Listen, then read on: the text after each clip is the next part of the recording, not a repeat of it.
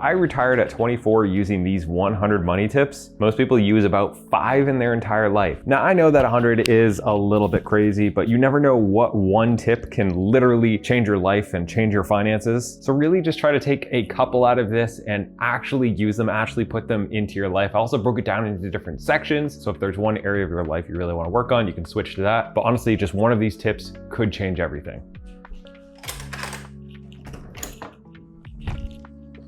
Believe that financial freedom is actually possible. If you don't believe that it's possible, you're never gonna change your behaviors or your habits. You're never gonna invest in yourself. If you just think it's a pipe dream, then it is. It's never gonna happen for you. So that's why you have to define your why. Not gonna lie, what I went through to get freedom at 24 was really hard. And if I didn't have a really strong reason behind it, one of them having freedom to spend time with my kids and have a farm and be able to travel the world, whatever it is for you, if you don't have a strong reason, you're probably also not gonna make it. Then of course, you could calculate your freedom number. Your freedom number is not like $1 million so that you can live on $40,000 a year indefinitely. It is calculating all your living expenses, seeing how much that is per month, lowering them as much as possible. And then once you have that number, you just need to figure out different ways to earn that amount of money, which we'll talk about later in this video. Front load the pain. We generally get paid for how much value we give to society. Like when you give a lot of value to a lot of people, you make a lot of money. When I was cleaning office buildings, I made no money because nobody cares. So if you can front load a couple of years of your life with extreme hard effort and giving a lot of value, you can earn 5 years worth of money in 1 year's worth of time if you front load all the pain. Now you also want to never follow the crowd. I just kind of assume that everything popular is wrong. The average American is overweight, they're depressed, they're broke, they retire at 65, they have just a few years to enjoy their retirement before they die. It's really kind of stupid. So in your finances, just assume that everything popular is probably wrong if your goal is to have different finances than everybody else. In other words, like good finance. I don't know how I'm gonna pick up the camera now. Coffee cups there. I'll be right back. Here, have a piece of strawberry. And this is where you should embrace being different. Not only do you want to just avoid the things that most people are doing, but you want to actually look for them. Like for years, I only wore clothes from the thrift store, had a cheap old beater car, lived in different locations. I eat differently than most people. I work differently than most people. I sleep differently than most people. And that's how I like it. I don't want to fit in. I don't want to be normal anymore. Build systems instead of goals. If you have a goal to like save $10,000 within a year, it's totally possible. This is the math on that. If you don't have systems in your life and especially in your finances, you're most likely not going to have long-term changes. One way to fix that is to learn consistently. Like I said at the beginning of this video, one of these tips could totally change your life. That's how I learned all of these tips, was by reading books, listening to podcasts, going to seminars, talking to people. Nobody just inherently knows how to budget well or how to earn a lot of money or, that's not good. I have to go inside. Or how to invest. And just reading 1 or 2 books generally isn't enough. You have to really make learning a staple in your life. Take the low-hanging fruit. There are very simple ways to save money. You can compare car insurances, switch grocery stores, or my personal favorite, stop overpaying for your phone plan. For real, the sponsor of this video, Tello Mobile, has flexible and affordable plans up to $25 a month, and it is built on the nation's largest network. So you're probably not even gonna notice a difference in the service, but you can save an insane amount of money just from making a little switch. And their unlimited plan just got even better with 50 gigabytes of high-speed data for just $25 a month. Plus they doubled their hotspot from 5 gigs to 10 gigs. Again, all for the same price. You get unlimited talk and text. Honestly, this is just a no-brainer. Spending like 50 or $100 for a phone plan is just like kind of silly at this point when you can just bring your own phone to Tello, get all this awesome stuff for just $25 a month with no long-term commitments or lock-ins, or like they're not just trying to take you to the bank. This is just one of those small switches that if you make this decision once, you could save money for, well, as long as you stay with them, I guess, every single month without ever having to do anything else. So check them out. There's a link down in the description. And thank you to Tello for sponsoring this video. Tomorrow never comes. Life is always now. If you're one of those people who are like, oh, I'm gonna start budgeting next week, I'm gonna get in a diet after New Year's. This is like scientifically backed that you're not gonna do that. You're just wasting your time. Like literally don't even bother. Maybe it's because you don't have a strong enough why, but if you wanna make changes, start like right now. Don't wait. Please don't wait. All right, let's talk about saving money. you should be targeting a 75% savings rate. And if that sounds ridiculous, it kind of is. Again, we're not shooting for normal. For me, this took years and huge life changes to get to, but I was able to get to it and it completely changed my life. Focus on the big three. That's gonna be your housing, transportation, and food. It's where most of your money goes. Before you cut out the lattes, focus on that. One way to do that is by house hacking. Buy a 2 to 4 unit multifamily with a first-time homebuyer loan, live in one unit, rent the other ones out, rinse and repeat the process. Then of course, for transportation, get like a 10-year-old car, buy it used in cash, drive it for 1 to 3 years, and then try to sell it for roughly what you paid for it. I've done this quite a few times. It's pretty much like getting free cars. Then of course, you should be meal planning like your freedom depends on it. Again, food is going to be one of your biggest expenses. If you're routinely throwing stuff away, you're just literally burning money and your life and your freedom. Start making a plan. Cancel recurring expenses like subscriptions. If you're serious about reaching freedom, then maybe you should be watching less TV anyways. Buy generic everything. A lot of name brands are literally made in the same factory. It's kind of just a marketing scheme. Don't fall for it. Use credit card rewards. I've gotten like a dozen free flights by kind of gaming the credit card system, signing up for different bonuses, hitting the minimum spend, and then just kind of down the road canceling those cards. Pretty sweet. Don't pay bank fees. Americans pay on average $329 a year on bank fees. It's a total waste. Use credit cards the right way. If you cannot pay your credit card at the end of every month, literally cut it up, throw it in the trash, burn it, do anything. The best you can hope for in the stock market is like 10% on average. So if you're losing 30%, take drastic measures. Switch to black coffee. Not only is it healthier for you, but if you're in the habit of having like a latte and you can save $5 a day, that's like $1,800 a year. Plus you're gonna be healthier. You're like paying money to hurt yourself. But you do have to get good coffee and like a Chemex and just become a snob and hate yourself a little bit, but it's totally worth it. Pack your own lunch. Eating out generally costs 2 to 3 times more, so just take the time, meal prep once a week, be prepared. Don't buy sale items. Instead, buy things that you love. If you get to the point where everything you have is your favorite, you no longer need to buy things. So unless something's like a 90 plus, like you absolutely love it, don't buy it. And that leads into the cost per use. If you have a shirt that's like $50, but you wear it 50 times, that's $1 per use. But if you have a shirt that's $10 that you got on sale, but you don't really like it that much and you wear it once, that $10 shirt is actually 10 times more expensive per use. Avoid extended warranties. Retailers make about 80% profit margin on extended warranties. It's a scam. It's not a good idea. Please stop buying bottled water. Invest in a filter, something like that. It's generally about 2,000 times more expensive to get bottled water. But of course, you should be negotiating everything. Turns out if you call your internet provider trying to cancel, they will offer you everything under the sun to keep you on and make it frustratingly hard to cancel. They literally offered me half price for better service just to keep me, but the internet sucks, so I still wouldn't do it. Use the 30-day rule. If you want something that is not a necessity to be alive, which is pretty much food, leave it, write it down on a list, have a running list, or leave it in your cart for 30 days. And if you still want it, go ahead and buy it. Most likely you'll forget about it by then. I guess that one's more of a minimalist rule, which I have like a list of 50 other ones down below if you're into minimalism. Invest in quality things between you and the ground. So this is like your mattress and shoes. Things that can impact your health are a good thing to spend money on, even like gym memberships. Then of course, you can set up automatic savings. If you're not robbing yourself every time you get a paycheck, you're probably not saving as much money as you could be. I love to kind of steal from myself so I don't have the opportunity to waste money or seem like I have money. If you have bad self-control, just steal from yourself.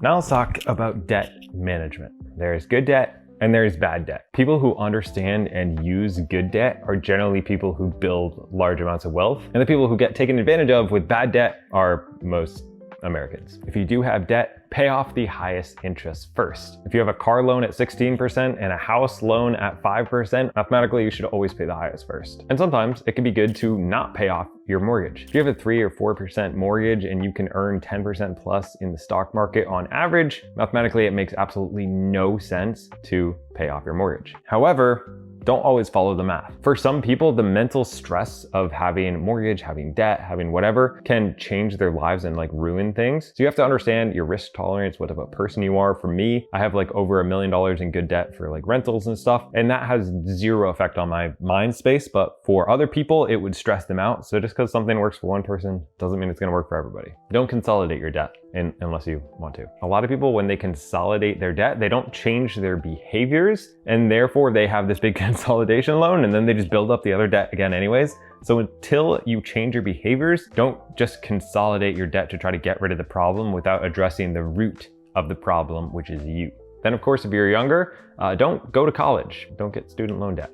Obviously, this is a little bit too much of a blanket statement, but if you have no idea what you want to go to school for, don't just go and get in tens of thousands or hundreds of thousands of dollars worth of debt for I don't know what. An incredibly high percentage of people don't use their degree. It can literally destroy your life before you ever get started. Never use payday loans. These are just like financial traps that charge 400% interest and can trap you in terrible cycles. Just try to avoid them like the plague. What we should be trying to do is build a 3 to 6 month emergency fund. For the most part, you should never have to use bad debt again. All right, let's start making money. Avoid unscalable side hustles. If you're trying to make more money, there's a place for side hustling for hourly wage, cleaning office buildings at night, or doing DoorDash. But if you ever want to make a decent amount of money from it, you need to start a scalable side hustle that makes nothing at the beginning, but has a lot of upside later on. If you want a list of 7 scalable side hustles, I will leave a link to that as well down below. Try random crap. I have recently been posting text posts to YouTube that have been reaching about 99% non-followers. And one post just like last week made me over $150. It's one of the more random things that I've ever tried, but literally anything can work if you actually try it. People make a living doing this stupidest stuff. Work to learn instead of to earn. This is one of the things I'm most grateful to Rich Dad Poor Dad teaching me, and that is literally just to work to learn valuable skills, because if you actually learn valuable skills, long term, you're gonna make way more money. Build multiple streams of income. If you have your W-2 plus rental properties, plus investment income, plus side hustle income, if you lose your job, the world doesn't end. It makes life way easier. Negotiate your salary annually. Most people leave thousands of dollars on the table every year because they don't ask for raises. Budget your time, not just your money. A lot of us nerdy finance people track our finances like crazy, but we don't track our time. And if you value your time, because it's literally our most valuable thing that we have, then you should keep track of it, see where you're losing it, see what part of it is making you money and giving you more life back, and which part of it's like destroying your life. Then of course you should give yourself a higher hourly value. I recommend anywhere between $100 and $1,000 an hour. If you start to really believe that you are worth that much, you'll probably stop watching TV, start working harder, and start really just trying to enjoy your life more and be more productive. Avoid your weaknesses. School taught us to avoid our strengths, but when it comes to making money, that's kind of stupid, and it's why a lot of successful kids in school end up working for the people who were bad in school. It's because school has nothing to do with like life. So lean into your strengths and just avoid your weaknesses. Outsource them. Create content around your expertise. YouTube, blogging, courses, Instagram, text posts on Facebook. These things work, and even if you fail at them, you learn a lot about yourself. You learn a lot of valuable skills. I think most people should at least try it for a little bit. Even if you don't want to do it as a career, when you try to teach people, you learn so much yourself. For me, it's made me such a better person. Network with purpose. We all know that you're the average of the 5 people you hang around with most, so be really intentional with who you're spending your time with, because it'll literally make a difference in how much you earn. Take a lot of risks, not like too many risks, but if you're always trying to play things as safe as humanly possible, you'll probably never succeed, because in order to succeed, you need to actually take chances and do things. Again, unlike school teaches, in the real world, failure is an awesome thing and we should embrace it. Learn sales and marketing. Pretty much everything in the world is a funnel. A lot of making money comes down to sales in some aspect. It's a great thing to learn. Read a couple books. It's super fun, and that's where a lot of money is. Try to go remote. This might take years to actually make happen, but if you can figure out either how to gain skills that will let you work remotely or how to get your job to let you work remotely, you generally unlock a lot of time that you would have spent driving to work or like wasting time at work. Plus, you can even unlock like location freedom. Speaking of which, on top of your emergency fund, build a 3 to 6 month freedom fund, where if you have that as a backup, you now have the opportunity to move across the country for a job, to take a pay cut, and work at a startup which has incredible potential. When you have a freedom fund, you actually have a lot more opportunities and a better chance to get lucky than somebody who doesn't. Maximize your employee match. I'm not a big fan of retirement accounts myself. However, if a company is offering a match on like a 401k, it's literally free money. Learn AI. AI is here. It is not going anywhere. It is a complete game changer. You can either avoid it. The people who are taking advantage of it are going to be miles ahead of everybody else in just the next couple of years. Develop a personal brand. Your Instagram, your Facebook, whether you decide to, be a creator or not, they are now something that your future employer is going to look at. If you have any skills, it can be a way to monetize. If you're a weird person like me, building a personal brand is literally just getting paid to be alive and talk about the things that you're interested in. For me, I'm like so happy that I've gone down this road and like so blessed to be able to do this, because I literally just get to talk about things that I love all the time and get paid for it. Start before you're ready. If you're thinking about starting a business, taking a class, better your skills to try to get a raise, making a life move, diving into your finances, going on a diet, whatever it is, you're never, ever going to be ready. Do it anyways. Invest in low-cost index funds. The S&P 500 has an expense ratio of under 0.1 and also beat most actively managed funds long term. So pretty much just keep it simple. Also, automate your investing. Investing weekly or monthly can be a great way to kind of force yourself to build wealth. Don't try to time the market. Obviously, it sounds good to buy low and sell high. If you could do that, you'd be like a billionaire. It's really hard. By the way, if you're enjoying this video and getting any value out of it, feel free to drop a like and subscribe. It really helps out the channel. Take advantage of compound interest. Just $1,000 invested for 30 years at a 10% return will be about $17,000. Look into real estate investing. If this is something that you've thought about, check out things like BiggerPockets. I've read pretty much all of their books. It's what helped me get my first rental, and that rental really made a big impact in my finances. Try the 3-step hack. This is house hacking, which we talked about before. Doing that 2 to 3 times. And then on the third one, you can have a house and the first couple of rentals, so the past maybe 3 to 5 years of your life that you sacrifice living in those places and fix them up and whatever, will now pay for your dream home for the rest of your life. That's kind of what our plan was and exactly what happened, and I think it was pretty cool. It was one of the better decisions that I've made. Dollar cost average. This is pretty much just investing the same amount of money over and over again, and instead of trying to like buy the dips or do whatever, just get a certain percentage in every day, every week, every month, and over time, it'll just average out. Avoid emotional investing. Most people who try to trade will actually like lose money, and a lot of investors get very emotional. If that's you, just don't check the stock market. Just like be aware of your emotions and realize that you're in this for the long run, or you might need, some help. Understand your risk tolerance and stage of life. I invest very different now than I would 10 years from now, than I would 20 years from now, because I'm further from retirement. I have more things to fall back on. So like, your situation will change how you invest. Just because one person that you follow invests one way doesn't mean that's the way everybody should do it. Some people do great in real estate, some people do great in crypto, some people do great in index funds, some people do great starting businesses. They all work. Just try to figure out which one is right for you. Learn about taxes and try to figure out how to pay less of them. There are ways to do that, especially as a business owner with investment income. You don't want to give extra to the government. They don't know how to use it. No, like they really don't. They don't need more of your money. Don't chase performance. A lot of people will like buy a stock because they see it going up, but they want to catch the ride, and then they end up being the people holding the bag, and the smart people sell and they get losing money. It happens all the time.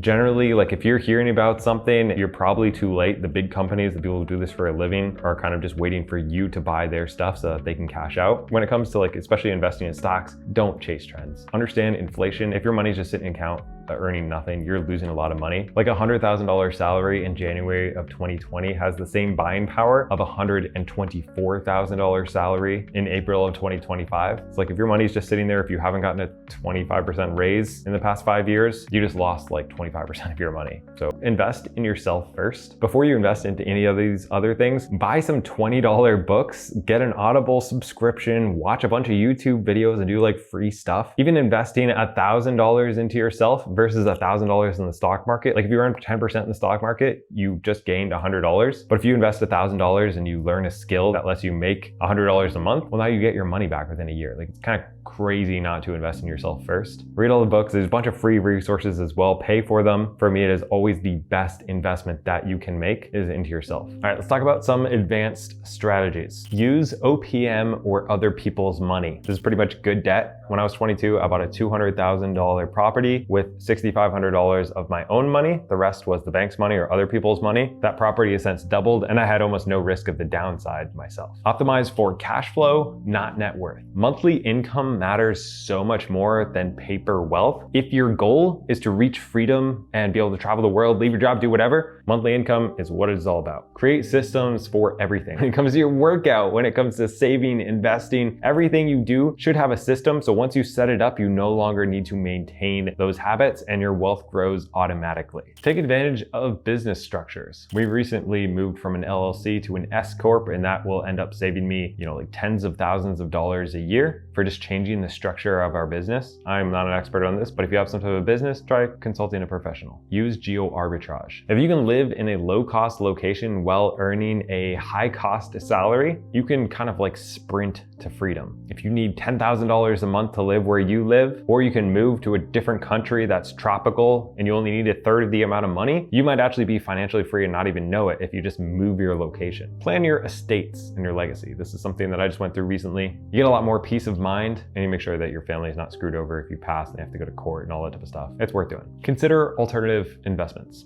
Generally, the most popular things are gonna have the lowest returns, and as you get more and more into it, you have higher risk of losing, but also sometimes a higher chance of upside. So it depends on your risk tolerance. I'm not gonna name any of these right now, but generally most of the ones that I've done that have been like pretty weird investments, a couple of them have failed, but a couple of them have worked out crazy well. Outsource some of your work. If you can use AI or a VA to do any of your job for you for like $5 or $10 an hour, kind of crazy not to. It's hard to get started with that, but once you figure it out, like your life changes, you get a bunch of free time back, you make more money, everything, it's awesome. So invest the time and energy it takes to figure that out. Let's talk about lifestyle. You want to define your enough. When you have enough, you no longer have to chase more money. Your stress levels go down. But if you never know what enough is, no matter how much money you make, you'll always feel like you don't have enough and you're always chasing more. Avoid lifestyle inflation. This is something that hits almost everybody. As you get a raise, you get a bigger whatever, and sometimes your finances can actually be worse. Focus on experiences over things. For me, travel and time with family are huge things that I love, whereas stuff doesn't really matter. Don't try to impress other people. 78% of Americans live paycheck to paycheck, and most of those people get trapped in that cycle because they're trying to look wealthy and impress other people. Be grateful. Honestly, like the fact that you even watched this far into the video, you probably know a lot more about finances than most people probably ever will, which is again why 78% of Americans live paycheck to paycheck. A lot of it's because some people know this stuff and they just don't take action on it, but a lot of people don't even know it. We live in an amazing time. We have so much opportunity. Being grateful and looking to serve people is a great way to be happier yourself and also better your finances because you're not looking for like meaning in stuff. Maintain your relationships. Money is the leading cause for divorce. Money without relationships isn't going to be super rewarding, especially long term. So as you're chasing bettering your finances, building a legacy, whatever it is for you, gaining freedom, don't sacrifice your family or your relationships to get there. Same thing goes with your health. If you're giving up your health in order to have more money, well, most people, once they get money, they just do the opposite and try to get their health back that they lost in order to get the money. So just maintain both along the way. It's okay to get there slightly slower and to be healthy. Remember that money is a tool. It could be a good tool, it could be a bad tool, but ultimately it is a tool. And I'll also say that money can buy happiness to a certain extent. It can buy freedom. Generally, a lot of people don't enjoy not having freedom, and so therefore having freedom makes it more enjoyable. So money should be an important thing. We should think about it all the time. We should worry about it. We should stress about it. We should think about it all the time to not worry or stress. We should learn about it. We should try to master it. We should try to get really good with this tool that is ours. And if you want to learn more about money, check out this video right here. It's totally free. It's true.